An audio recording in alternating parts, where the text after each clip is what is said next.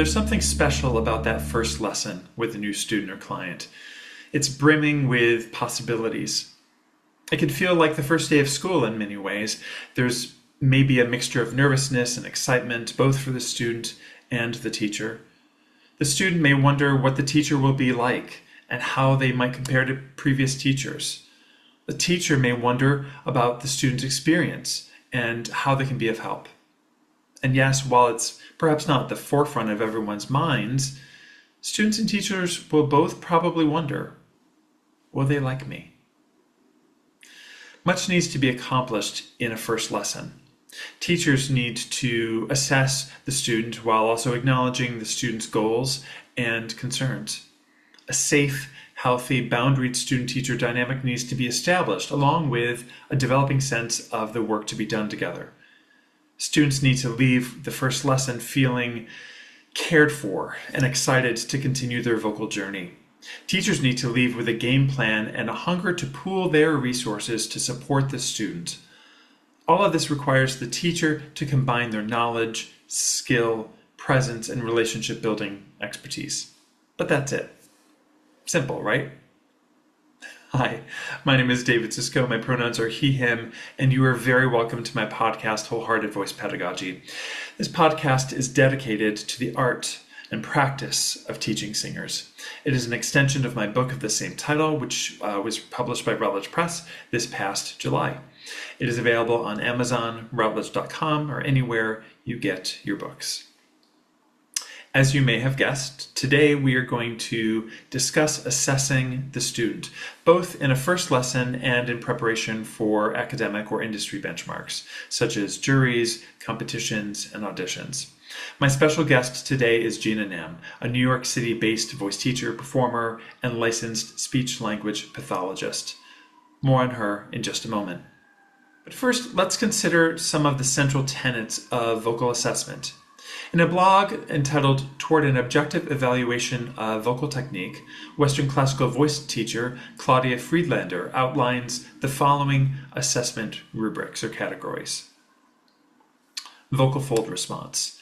Do the vocal folds cleanly approximate without excess pressure?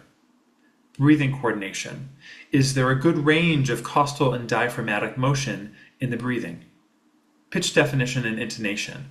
How is the onset and how is the pitch adjusted? Registration.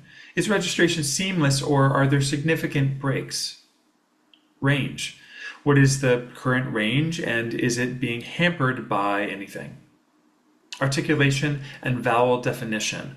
Are the jaw and tongue free and are the vowels consistently resonant? Resonance. How does the resonance modulate to accommodate different pitches and vowels? Flexibility. Is there accuracy in the singing of scales at different tempi? Independent voice teacher Justin Peterson notes that in addition to what he's listening for, he has a checklist of questions, similar to that of a doctor. He asks the student the following. Have you ever had hoarseness, vocal fatigue, loss of range, breathiness, difficult producing a clear tone, difficulty warming up your voice, trouble singing softly, trouble singing loudly, making any vocal sound?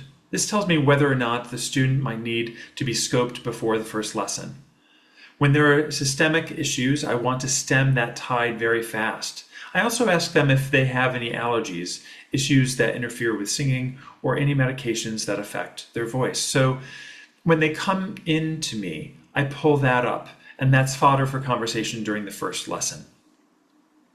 This kind of information gathering is important, but it can take on several different forms.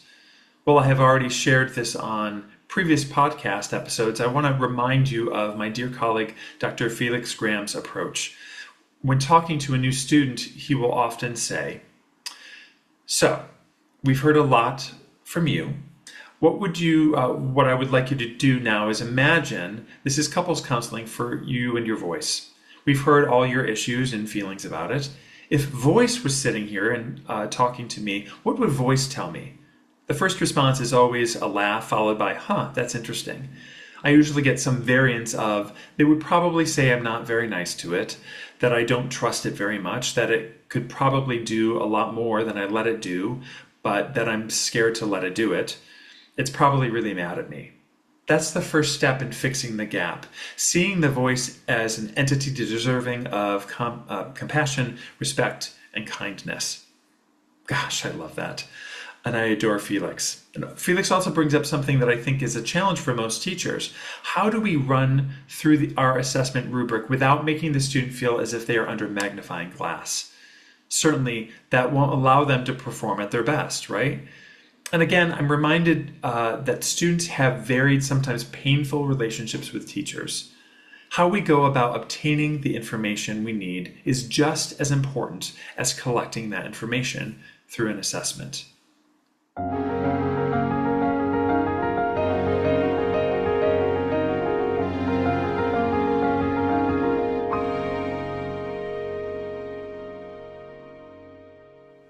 It is now my pleasure to introduce to you today's special guest, Jina Nam. She is a New York City-based voice teacher, performer, and licensed speech-language pathologist who integrates science and artistry in her work. She holds master's degrees from NYU in music education and communicative sciences and disorders, with advanced training in vocal pedagogy and vocology. As a working performer, she draws on real-world experience in both the studio and the clinic. Jina teaches at Marymount Manhattan College and Pace University and practices at Penn Medicine Becker ENT, while also working with clients through her private studio, JNVC. She's passionate about helping singers and speakers build healthy, expressive, and sustainable voices. Jina, welcome to the podcast. Thank you so much for the invitation. Oh my gosh, it's so happy to have you. I just adore you personally and professionally. So I knew you'd have some great things to share on this topic. So my first question is, what does vocal assessment look like in your studio? And I want to look at this from a couple different angles. First through maybe vocal conditioning and repertoire, and then also does your assessment change at all depending on where you are, the space you're in, either in an academic setting or a professional setting? So, first lesson is usually more of getting to know session, right? Exploratory assessment. But even before we begin to sing, I usually gather information about their singing background, training experience, vocal health, kind of establishing short-term and long-term goals before we even sing.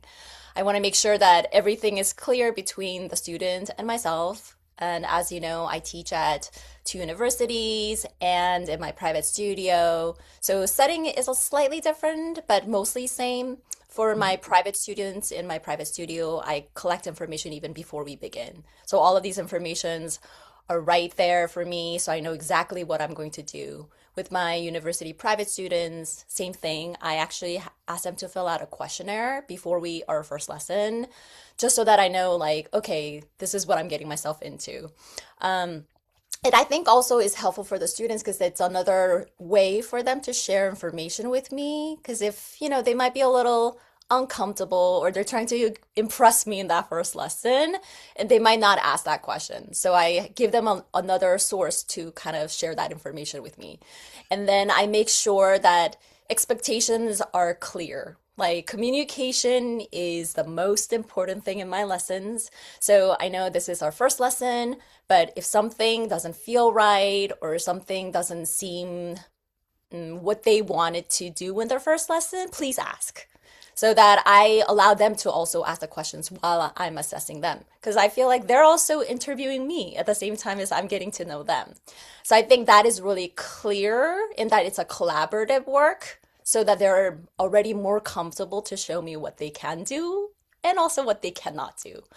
And then we jump into our warm up, and it could be, just assessing coordination of breath, phonation, resonance, flexibility, learning style, posture. It could be anything that I'm kind of looking as they're showing me what they can do. And I usually change up the warm-ups depending on what I want to kind of emphasize. Because you can immediately tell, like, okay, this is their strength. I think we can check off that box. Let me go deeper into what I can kind of see, what their weaknesses are and how I can help them. Mhm. And so that's like an exploratory time for me, but I don't do too many. I may do just like three or four just to figure out what they do. And then I always ask them to bring two songs that they love to sing because I want to see what they do well in that confident um, type of song and singing because I feel that then I can really highlight what they do well, but also I can see even when they're confident, what do they lack? Um, and then I might say, okay, for next lesson, why don't we bring this so that I can see that in contrast? But I think giving them something they like to sing gives them also another confidence because this is first lesson and they are scared or not as confident as they would like to be. Yeah, yeah. So from what I'm hearing, it sounds like academic or professional, there's a lot of similarities Mhm. in terms of what you're looking at, what you're listening for, and I'm wonder. It seems like maybe are there differences maybe in goals that you might receive from students, like students sharing, students or clients sharing what their goals are in terms of short term or long term? Do you find a difference between those your professional and academic Surprisingly, students? not that much different. Many of them have similar goals. Uh, I feel that the freshmen that are coming in, usually they gravitate toward musical theater because they love the belting and the contemporary style. So they're like, I want to really work on that head voice, or I want to work on my mixed voice. Like, what can I do to improve? And so this is a good time to share, like, okay, this is what I think of as terminologies and describing their voices. This is what I use, the world of voices. All the verbiage and all the teachers use different language. So this is what I expect. Is this what you mean, right? I clarify a little bit of their goals as well. With Sure. private students, obviously, a lot of times it could be auditions or concerts or events, but they also want to like really restart and build that stronger technique. So I feel like even though, yes, the goals are slightly different, but ultimately it's the same thing. Have you found in your years of teaching an evolution in terms of how students are maybe able to talk about what their goals are or what their successes and challenges are with in their vocal journey?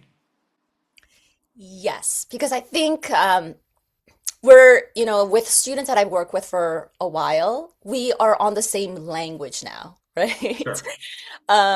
Even like a hint of like a wink or kind of a side turn, I know exactly what they're thinking.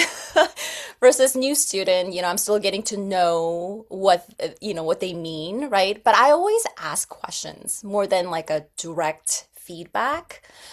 And I think that's important because then I don't try to assume what they mean. I think Mhm. that's important. So, like asking the questions, kind of figuring it out. And I think that gets less and less with students I work with for a longer time.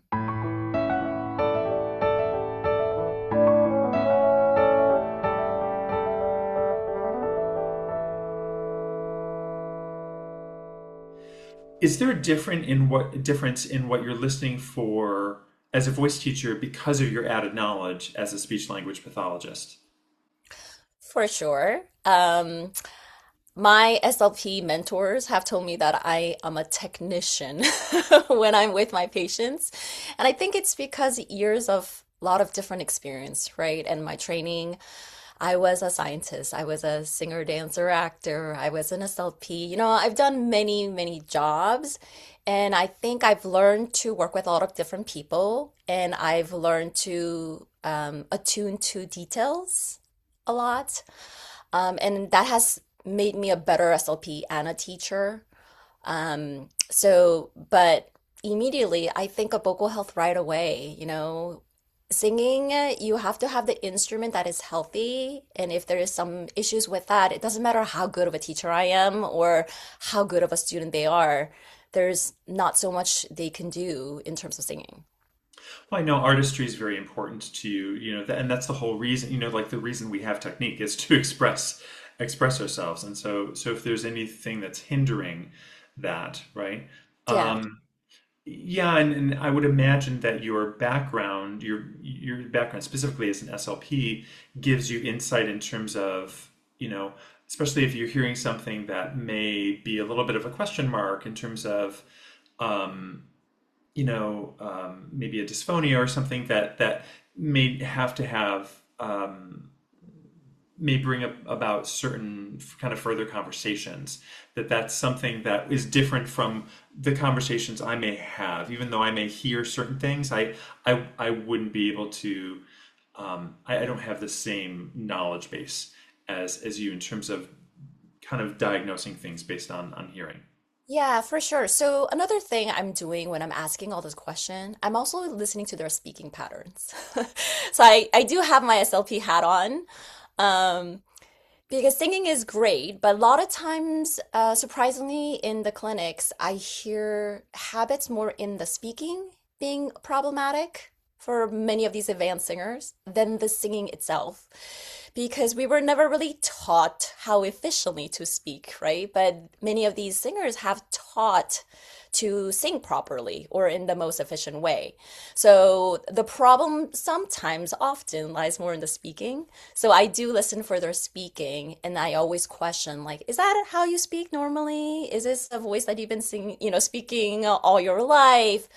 Or are you always throat clearing and coughing? Are you, like I am putting on that hat even when they're having that conversation with me. Can you give maybe some further examples of like of speech pattern things that you're listening for? Because I think that would be really interesting to explore a little bit more of. Yeah, so obviously speaking involves all the same coordination as singing, right? So if they continually tend to speak kind of further back or pharyngeal and or they continue to have that fry in their voice, fry itself is not bad, but is this continuous habit that's going to carry over to how they would position themselves in singing? Or their speaking voice is really low, but when they sing, they're really high. They're just some type of kind of misalignment, I would say. Like, Hmm. all right, is this singing the most comfortable style for you? Or is this something that was taught to you by somebody else's aesthetic choices? So then let's find out more of unique voice that belongs to you, probably that you feel more comfortable. So that's like a good segue for me to kind of lead that and open that up as well.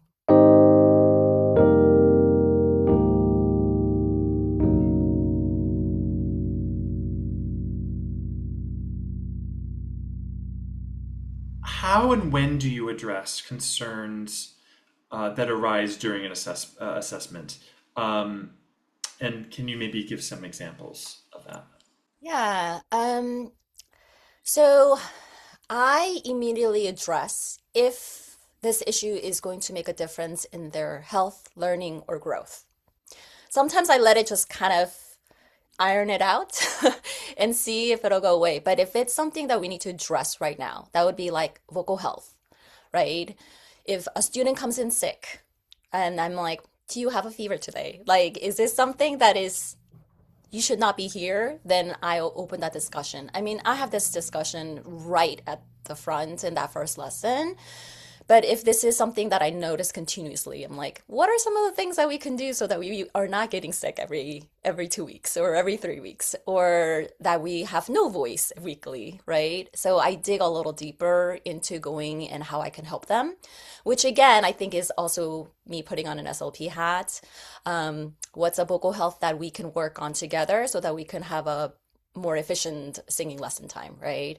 So I provide them information and kind of my solution on how they can improve faster.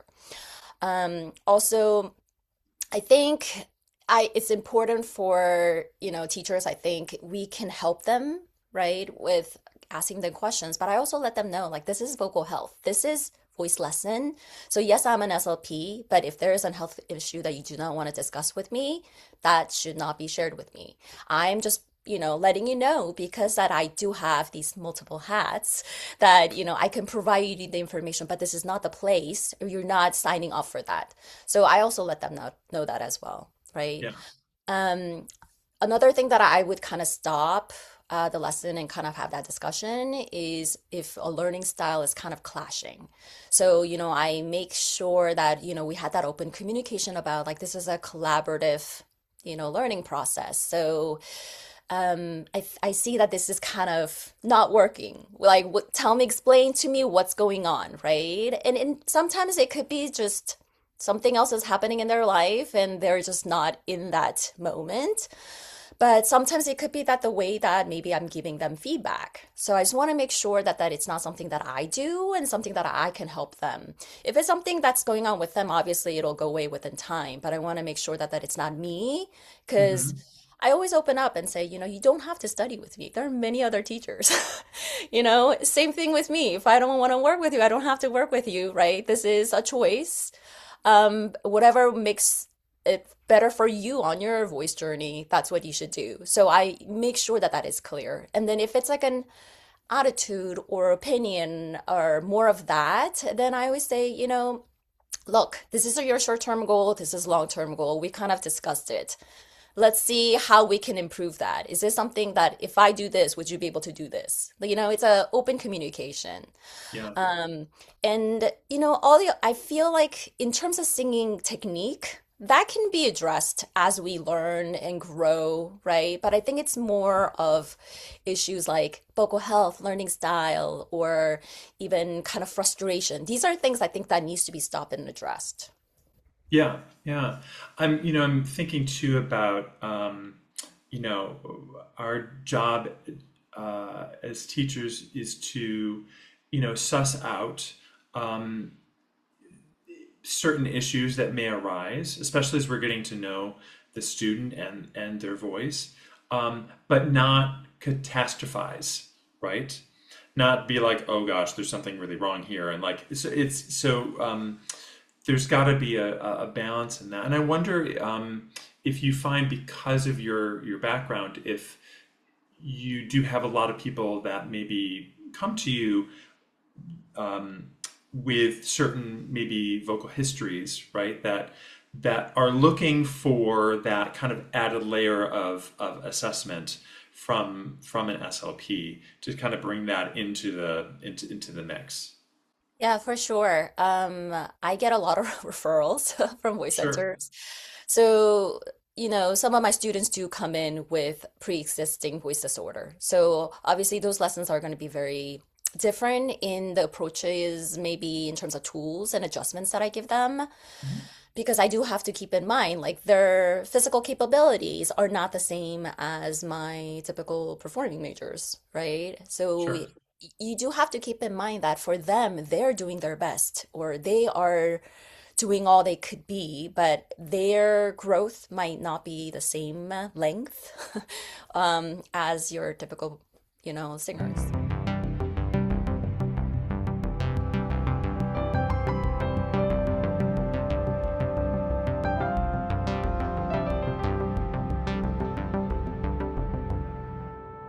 The thing that always makes this so fascinating to me is that we're constantly, well, and this brings me to my next question, which is like, as I mentioned earlier in the podcast, like we have to like be doing all of this assessment in that first lesson, and we're not only getting information about the voice, about the student's goals.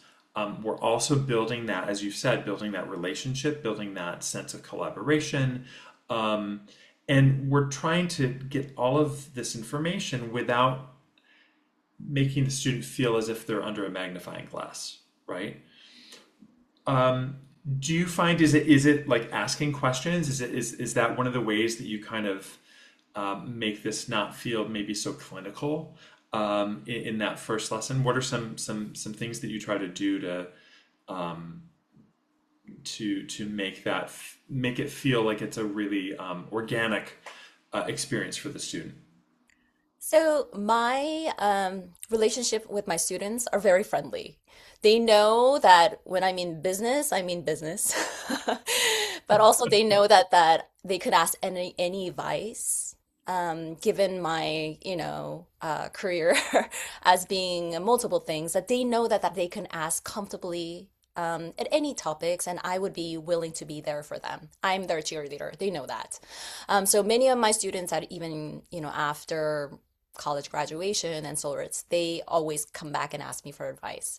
So I feel like once they have your respect and your trust, I think it's okay to open up a little bit more of that feedback, but I try to stay very positive with my feedback. I never say anything more in terms of like a negative feedback or feels like a criticism.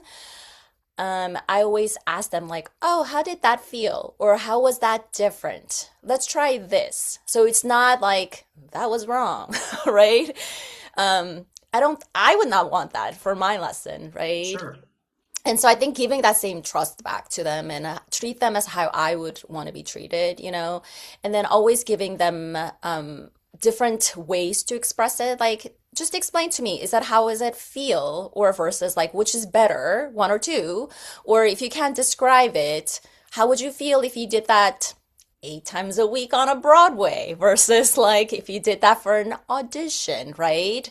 Like, which would be the better way to go? Like, I give them scenario so that they can kind of come up with that feedback and what that conclusion is rather than me going like this is what it is.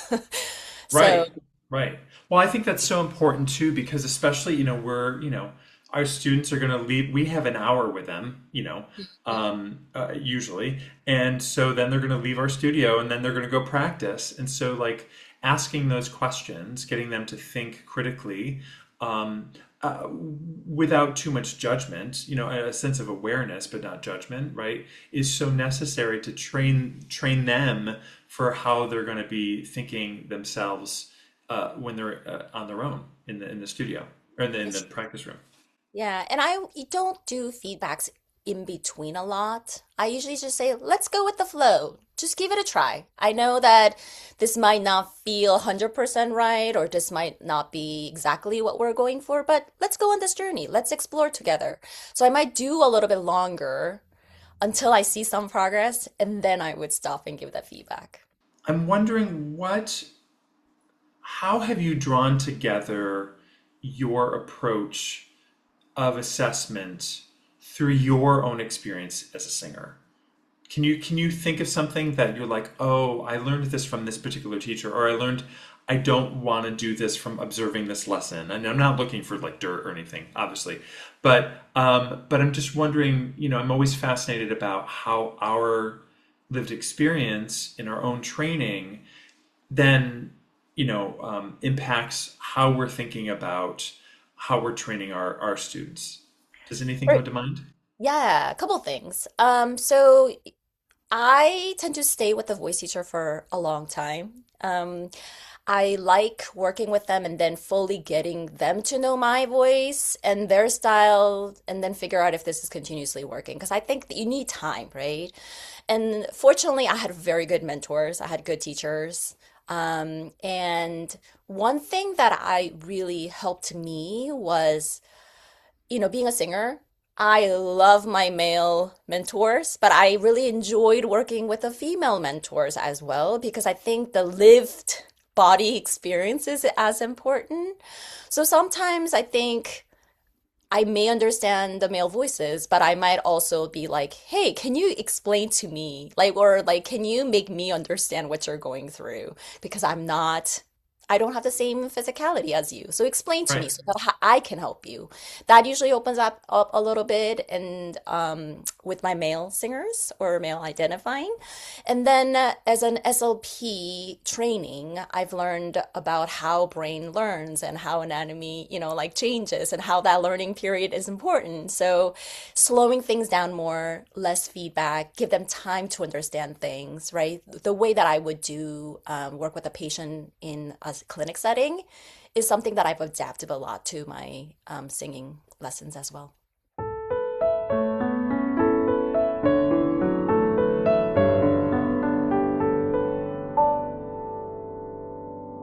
So obviously, we've been talking about kind of the initial assessment when a student comes in, but we assess students every lesson, right? We're assessing them along their way, and I'm just wondering if you have any particular benchmarks that you're looking for long term with your students or clients as they progress with you?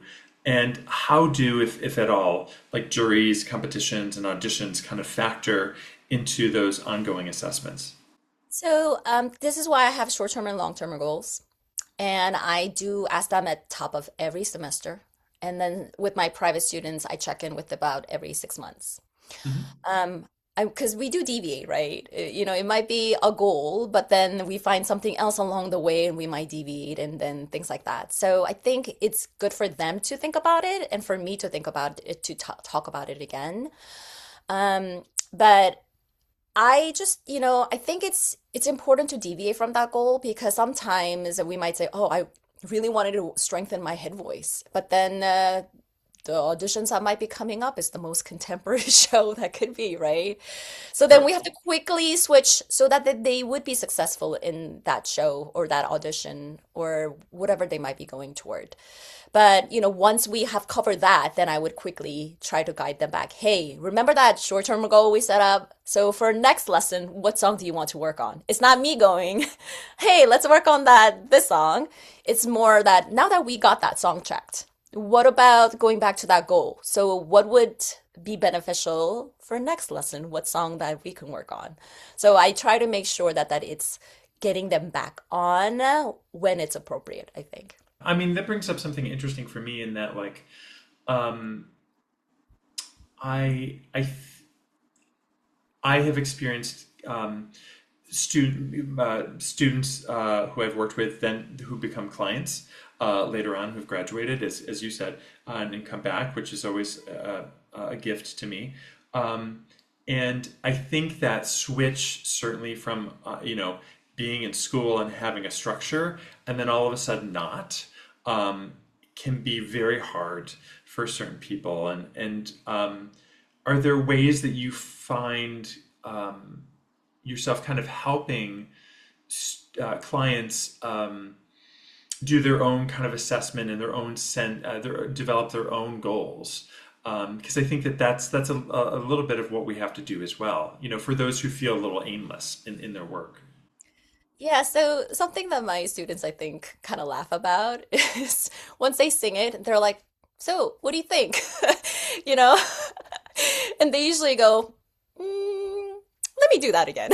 Like, I think we build a relationship where they feel like they have that confidence to just say like, let me do that again, or this song is not working for me, can we try something else, like I don't want to work on that song today. Like they are really comfortable in doing that. Yeah. In terms of realistic goals, what I do with all my students, doesn't matter private university, is that in addition to working with technique, I explain to them the importance of an audition book right from the beginning. So on that first lesson, we already talked about it. So I always say like, you don't need a ton of songs. I usually say 10 to 12 songs, but these categories, and I usually suggest them based on my performing experience, these are the categories you need in your book so that you have an audition that you want to go tomorrow that you can pull out. And something that I always suggest them is that they don't have to be perfect song. I don't care if they're overdone song. I just want you to put those songs in that category today. And then if you find something better tomorrow, replace it. And then you find something better a month later, replace it. This way, when you feel like you have, like a couple years of putting this work in, you will have your perfect audition book. Mhm. But in the beginning, it might be all overdone songs. It might be songs that might be not be appropriate. But this way that they know, like, ooh, I have a lot of songs in this category, but I do not have enough songs in this category. So even if we have deviated, I always go back and say, hey, I know this is the goals that we talked about. Let's talk about that audition book again. We have that audition coming up. I know that we've been working on Head Voice, and that show is a contemporary, show. What's in your book right now that you can pull out to do that contemporary audition? So then we're not starting from blank, right? And they're not panicking. So I Right. think helping as a voice teacher, yes, we're helping them, learn how to sing and how we can help them be a better singer. But I think it's also helping them be a realistic performer in the world is as important. And I think I can give a lot of that advice because I've been a performer, I've been doing this, and I give them examples of callbacks where I had to learn 5 songs and it's less than 24 hours, so be prepared. What can you do in between that singing lessons that you can help yourself? So I think that helps a little bit in terms of preparation. Yeah, I like that idea of kind of going back to um, the audition book and being like, so what's working, what's not, as a way of kind of shepherding the short and long term goals. Kind of gives us a way to focus on the student without kind of telling them what to do, which is, I know that's not, neither of our styles, right? I think that's important. Yeah.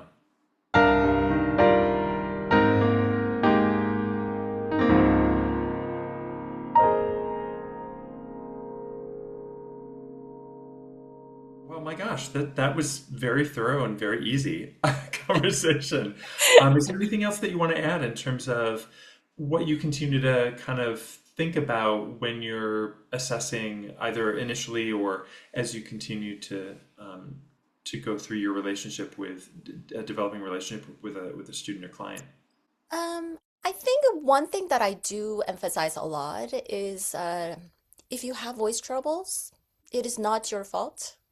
There's many other things that happened, and I really emphasize that a lot because I do wear both hats.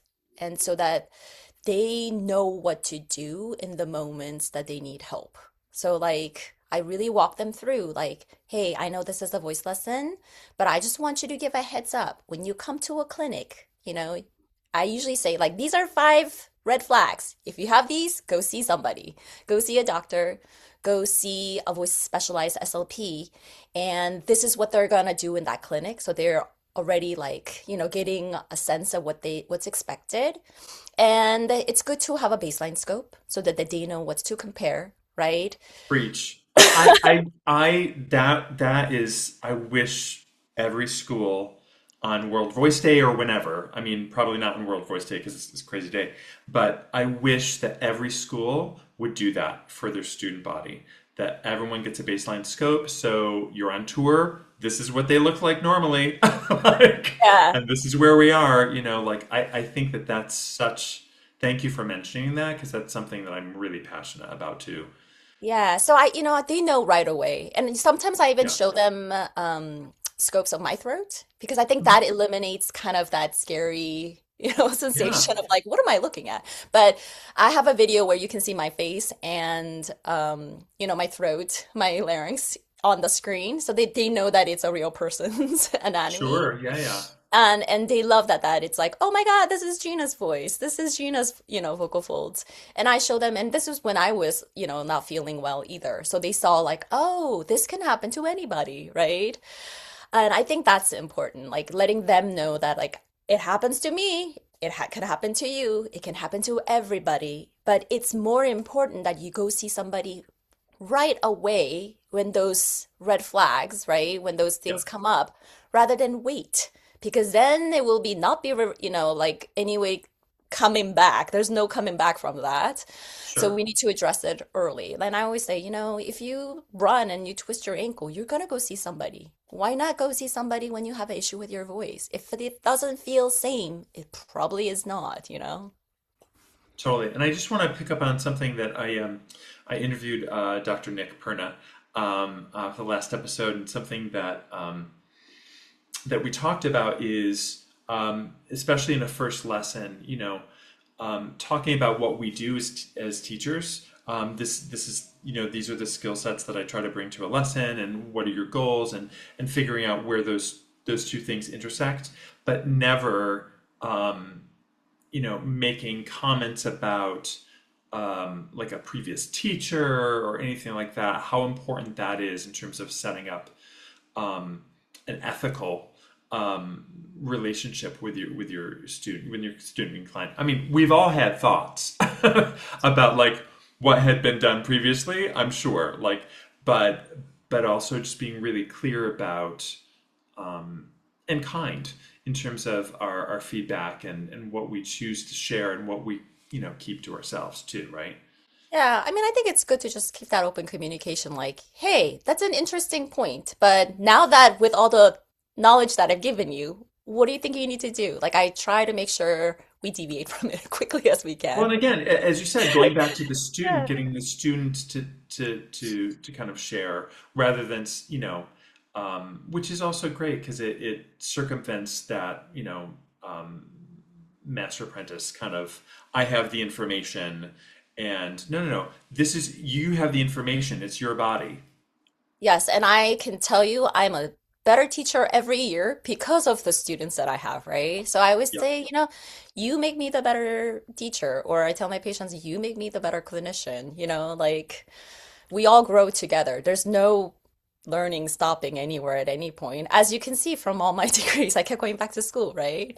We continue to learn. I continue to learn because I think there's always something more, and there's more science, more research. There's something new to learn every day. And I think teachers should always study more and get, make themselves better so that they can provide something better for their students. Well, and to be, and this is why I adore you as a human being because yeah, you're one of those people that's always hungry to find out new information, and I think it's also, to remind us that of the vulnerability of learning, of what that feels like, right? So, all the more reason that we continue to develop our understanding and our sense of learning. So when somebody new comes into our studio and we see that they're obviously nervous or whatever it is, we understand where they're at, and we can put them at ease because we share that we're learning too. Yeah. Agree. Yeah.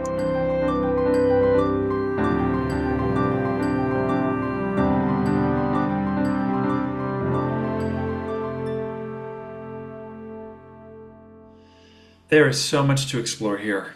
If you haven't had a chance, I want to encourage you to explore my book, Wholehearted Voice Pedagogy, which outlines the many facets of assessing student growth, both in academic and independent voice studios, in the final chapter, Chapter 8. What did you learn from today's conversation? Is there something you'd like to incorporate based on what was shared? What did we leave out regarding initial and continued assessments? Sound off. You can email me, as always, at wholeheartedvoicepedagogy@gmail.com, or you can find me on the socials. My handles on most platforms are at Sisco Songs and at Wholehearted Voice Pedagogy. I would sincerely love to hear from you. And look, you have made it this far, and I'm so grateful to have a regular and growing base of folks listening to this podcast. And I just want to entreat you to give this podcast a rating if you would. And while you're at it, please subscribe and share freely. My goal is to continue expanding the way we think about how we teach singers. I'm grateful to have you be part of that mission. More soon. Take care of you.